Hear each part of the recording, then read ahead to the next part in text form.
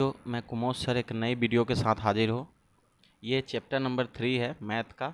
चलिए इसको देखते हैं। पहला सवाल है, दो चर x और y में रैखिक समीकरण ax plus b y plus c बराबर 0 के कितने हल संभव है। यानी हमसे पूछ रहा है इसके हल। एक मिनट, पेन चेंज कर लेते हैं। हमसे पूछ रहा है कि इसके जो है कितने हल संभव है। चलिए हम लोग चेक कर लेते हैं। हमारे पास है a x plus b y plus c बराबर 0। अब एक बात इसमें समझिएगा, इसे कोई सॉल्व करने की बात नहीं है, ऐसे ही देखकर जवाब दे सकते हैं इसका।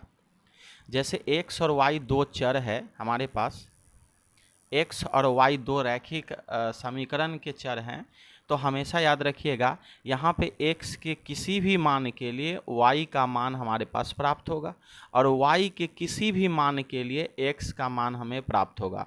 तो हम ये कह सकते हैं कि x y जो है रैखिक समीकरण इतना के लिए है ना, कितने हल संभव है, तो अनगिनत हल संभव है। यानी रैखिक समीकरण जब दोनों चर उपस्थित हो तो इसके अनगिनत हल संभव है। अगला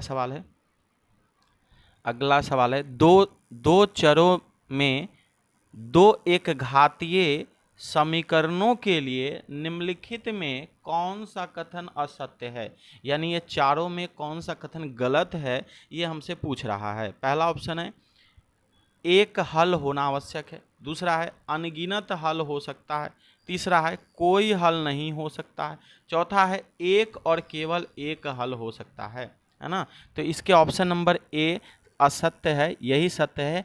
एक हल होना आवश्यक है, यह जरूरी नहीं है। चलिए अगला सवाल की ओर चलते हैं। अगला सवाल है, x प्लस 2y प्लस 3 बराबर 0। हम नीचे लिख देते हैं x प्लस 2y प्लस 3 बराबर 0 है ना। और दूसरा समीकरण हमारे पास ये है 3x प्लस 6y प्लस 9 बराबर 0। चलिए इसके कितने हल संभव है, इसके लिए फार्मूला होता है a1 बटा a2 बराबर b1 बटा b2 बराबर c1 बटा c2। ये एक फार्मूला होता है। इसी फार्मूले के तीन कंडीशन हैं। पहला कंडीशन, अगर पहला बराबर नहीं हो, जैसे हम कंडीशन को आगे पहले लिख के समझा दे रहे हैं, फिर आगे बात करेंगे। a1 बटा a2 बराबर नहीं होगा b1 बटा b2 के, तो इसके केवल एक हल होंगे। कितने हल होंगे? एक हल होंगे। दूसरा कंडीशन है कि a1 बटा a2 बराबर b1 बटा b2 बराबर c1 बटा c2। अगर तीनों बराबर होते हैं तो इसके अनगिनत हल हैं, अनंत हल हैं, अनंत हल हैं। अगला कंडीशन है कि a1 बटा a2 बराबर b1 बटा b2 बराबर c1 बटा c2। ये लास्ट वाला अगर बराबर नहीं होगा तो इसका होगा कोई हल नहीं, कोई हल नहीं। ये तीन कंडीशन होता है। फिर से कंडीशन को देखेंगे। यदि पहला दोनों रेशियो बराबर नहीं होता है तो केवल एक हल या अद्वितीय हल। अगर तीनों रेशियो बराबर होता है तो अनंत हल, अनगिनत हल। और लास्ट का रेशियो b1/b2 बराबर नहीं होगा c1/c2 का, तो इसका कोई हल नहीं होगा। चलिए अब सवालों को हल करते हैं। सवाल हमारा है x प्लस 2y प्लस 3 बराबर 0 और 3x प्लस 6y प्लस 9 बराबर 0 के कितने हल है। चलिए इसको निकालते हैं। a1 बटा a2, इसका गुणांक हमारा a1 है, a1 1 है और a2 यहाँ है हमारे पास 3। बराबर बी वन हमारे पास ये है 2 अब बटे B2 हमारे पास ये है 6 बराबर C1 हमारे पास यहाँ है 3 और C2 हमारे पास यहाँ है 9। अब जब हम इसको कट करेंगे तो ये हमारे पास 1/3 रहेगा।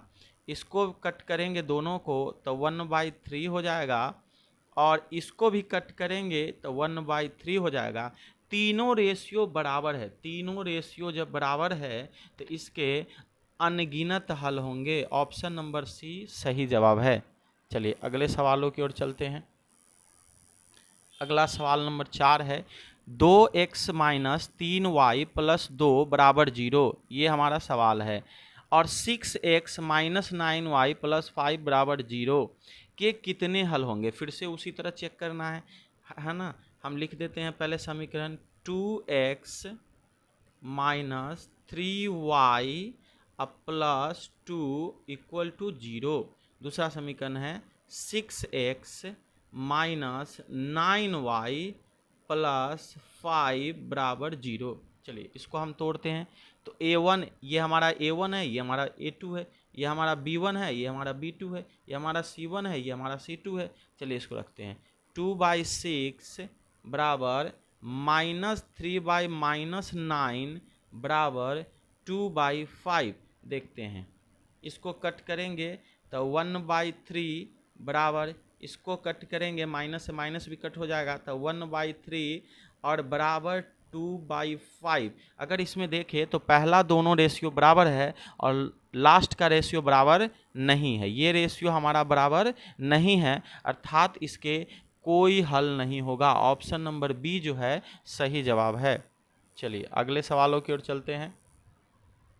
सवाल फिर से वही है कि हमारे पास समीकरण है 2x minus 3y plus 1 equal to 0 और दूसरा है समीकरण हमारे पास 3x प्लस y प्लस 2 बराबर 0 का कितना हल होगा। चलिए इसको भी चेक करते हैं। 2/3 बराबर -3, यहाँ पे कुछ नहीं है तो 1 है, बटे का 1 बराबर 1/2। देखते हैं इसको जरा, 2/3 रह जाएगा, -3/1 यानी पहला ही रेशियो बराबर नहीं है। जब पहला ही रेशियो बराबर नहीं है तो इसका हो जाएगा एक और केवल एक हल। ऑप्शन नंबर ए जो है यहाँ पे सही जवाब है। चलिए अगले सवालों की ओर चलते हैं। समीकरण, अगला सवाल है समीकरण निकाय 3x प्लस 2y बराबर 14 और x माइनस 4y बराबर -14 के कितने हल होंगे। चलिए समीकरण लिख लेते हैं। 3x प्लस 2y, इसको अंदर ले लेते हैं तो -14 इक्वल टू 0। इसको हम लोग बनाते हैं तो x माइनस 4y, ई -14 को अंदर ले लेंगे तो +14 अब बराबर 0। चलिए अब इसको भी चेक करके देखते हैं कि इसके कितने हल संभव है। यहाँ पे कुछ नहीं है तो हम 1 ले लेंगे तो ये हो जाएगा 3/1 इक्वल टू 2/-4 इक्वल टू -14/14। चलिए ये तो 3/1 रह जाएगा, ये कट जाएगा तो हो जाएगा 1/-2। हम देख पा रहे हैं कि यहाँ भी पहला ही रेशियो बराबर नहीं है अर्थात इसका एक और केवल एक हल होगा। ए इसका सही जवाब है, ए इसका सही जवाब है। चलिए अगले सवालों की ओर चलते हैं।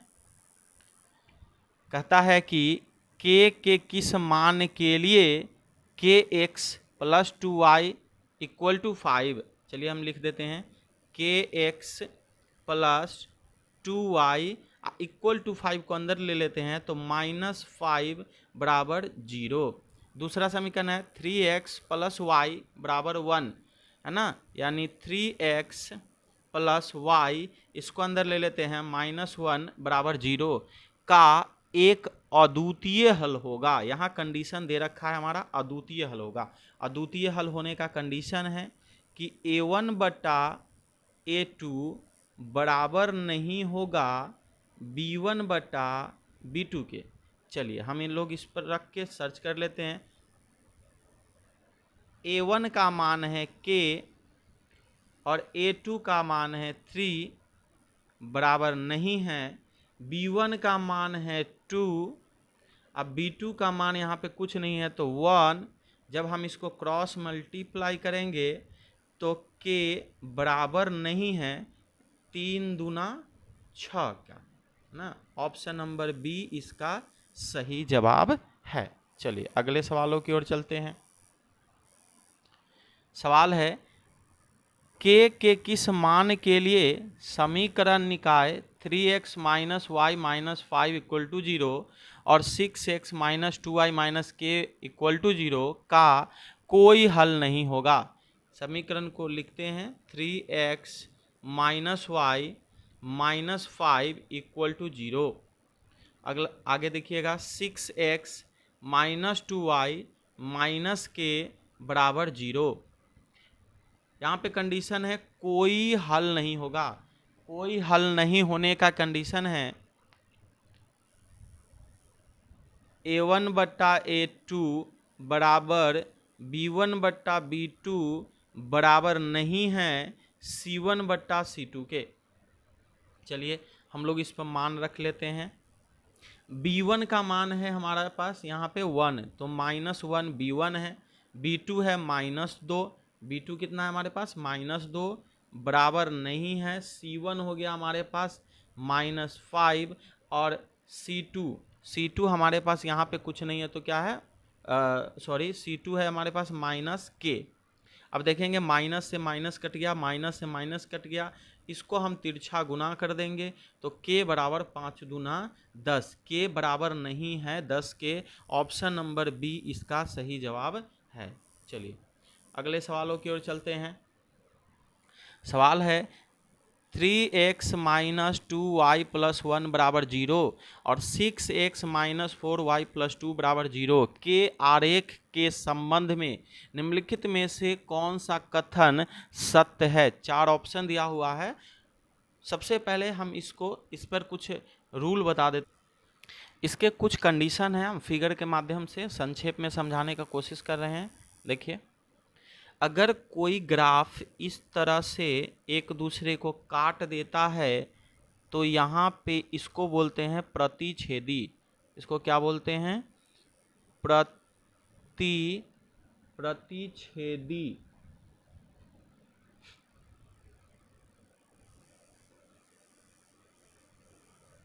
प्रतिच्छेदी बोलते हैं। और इस कंडीशन में हल कितने होंगे, एक हल होंगे, केवल एक हल होंगे।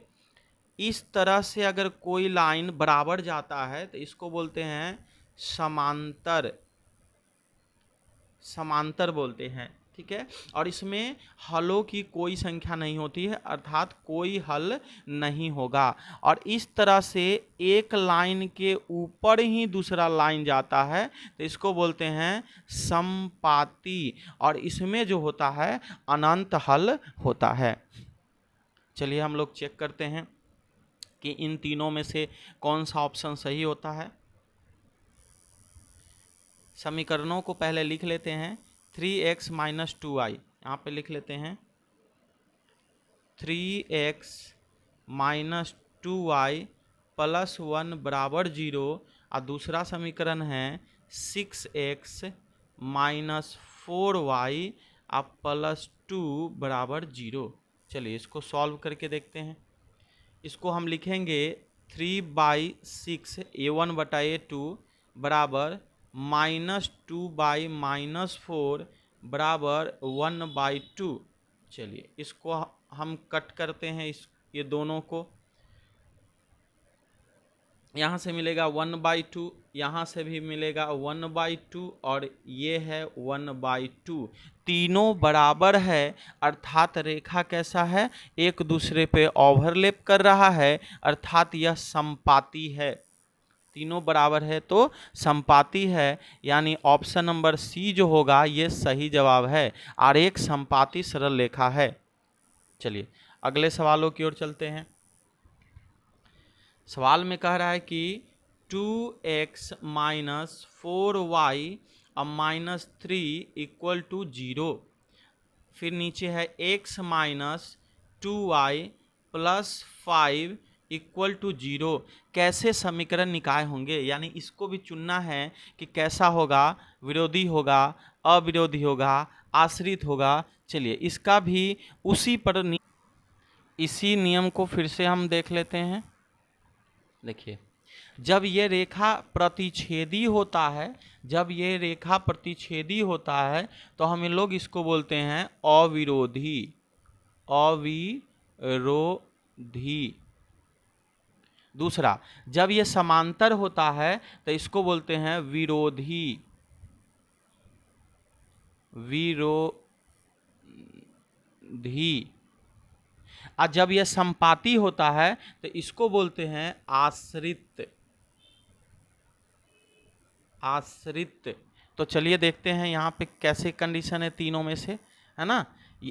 इसको चेक करके पहले देख लेते हैं।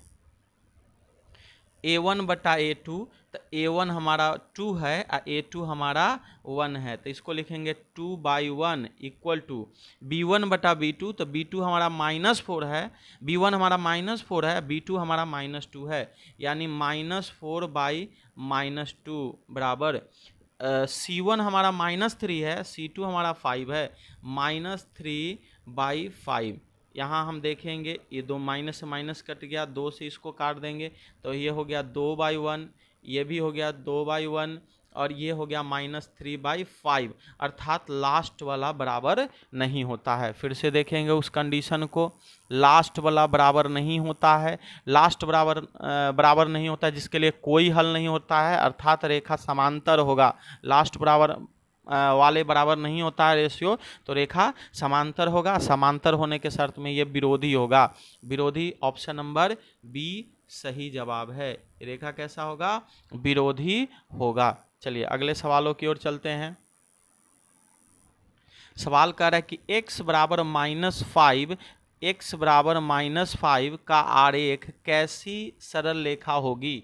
चलिए इसको ग्राफ के माध्यम से देखते हैं। ये ग्राफ है, ये हमारा x है, यह हमारा y है। कहता है कि x बराबर -5, अर्थात x नेगेटिव है तो नेगेटिव x इधर होता है। यहाँ पे मान लीजिए कि कोई हमारा -5 है, तो यहाँ जब हम रेखा यहाँ से जब ग्राफ खिंचाएगा तो y अक्ष के समांतर होगा, y अक्ष के समांतर होगा। चलिए अगला सवाल, y बराबर y-4 बराबर 0 का आरेख से प्राप्त सरल रेखा कैसा होगा। तो चलिए y का मान यहाँ पे 4 निकलेगा। अब जब हम इसका ग्राफ खींचेंगे ये x हो जाएगा, ये y हो जाएगा, y का पॉजिटिव है तो हम पॉजिटिव लेंगे। मान लेते हैं यहाँ कोई 4 है तो ग्राफ इस तरह से खिंचाएगा तो ये क्या हो जाएगा, x अक्ष के समांतर हो जाएगा। ये x अक्ष के ये समांतर है। ऑप्शन नंबर ए सही जवाब है। चलिए अगले सवालों की ओर चलते हैं। अगला सवाल है,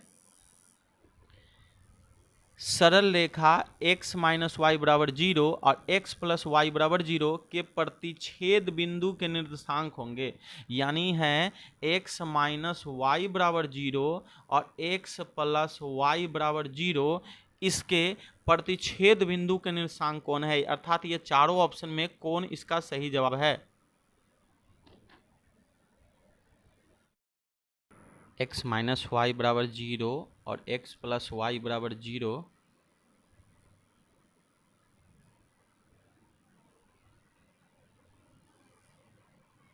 x - y बराबर 0 और x + y बराबर 0, इसको ऑप्शन से ही हम हल कर सकते हैं। चलिए ऑप्शन से देखते हैं।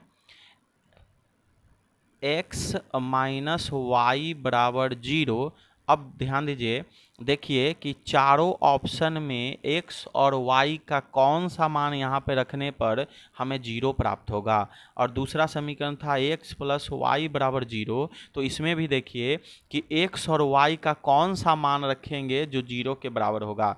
तो अगर हम पहले ऑप्शन को लेते हैं, x के जगह पर 1, y के जगह पर 0 रखते हैं तो यह कभी भी बराबर नहीं होगा। दूसरे ऑप्शन को लेते हैं b 0 0, तो 0 - 0 0 हो जाएगा और 0 + 0 0 हो जाएगा, अर्थात b जो है इसका सही जवाब है। b जो है प्रतिच्छेद बिंदु का निर्देशांक होगा। चलिए इसको इरेज करते हैं और फिर नेक्स्ट सवालों को बनाते हैं। थोड़ा बढ़िया सवाल है ये, लास्ट सवाल है। एक पिता और उसके पुत्र की आयु का योगफल 45 वर्ष है। 5 वर्ष पूर्व दोनों की आयु का गुणनफल उस समय पिता की आयु के गुणनफल का 4 गुना है। पिता की आयु x वर्ष मानते हुए कथनों का समीकरण रूप लीजिए। यानी पिता की जो आयु है, पिता की आयु जो है वो x वर्ष है, x वर्ष है। तो पुत्र की आयु क्या हो जाएगा? पुत्र की आयु जो हो जाएगा वो हो जाएगा 45 माइनस एक्स वर्ष। क्यों 45 माइनस एक्स हो जाएगा? क्योंकि हमें सवाल में कहा है कि पिता और पुत्र दोनों की आयु का जो योग है, दोनों की आयु का जो योग है वो है 45 वर्ष। पिता और पुत्र दोनों की आयु का योग जो है वो 45 वर्ष है। तो चलिए, पिता की आयु x वर्ष, पुत्र की आयु 45 माइनस x वर्ष। सवाल के अनुसार चलते हैं, सवाल के अनुसार चलते हैं। सवाल कह रहा है कि 5 वर्ष पहले, तो 5 वर्ष पहले पिता हो जाएंगे x माइनस 5 साल के और पुत्र हो जाएंगे 45 माइनस x और माइनस 5 साल के। दोनों की आयु का गुणनफल है बराबर हो जाता है किसके आयु के? तो उस समय पिता की आयु के। तो उस समय पिता की कितनी आयु रहेगी? x माइनस 5 वर्ष रहेगी, है ना, और उसके 4 गुने के बराबर हो जाता है। यानी ऑप्शन में ढूंढिए कि ये समीकरण किस ऑप्शन में है। तो ये समीकरण में x माइनस 5 गुने 45 माइनस x माइनस 5 बराबर 4 गुने x minus 5 option number A में है, जो कि इसका सही जवाब है। चूंकि हमको समीकरण रूप ही छोड़ देना था तो हमने छोड़ दिया। अगर इसको सॉल्व करना होता तो इसी समीकरण को सॉल्व करते और हमें प्राप्त हो जाता। चलिए, ये लास्ट क्वेश्चन था। इसी के बाद अपने शब्दों को ख़त्म करते हैं। वीडियो अच्छा लगा हो तो लाइक करें, कमेंट करें, सब्सक्राइब करें। थैंक यू, धन्यवाद।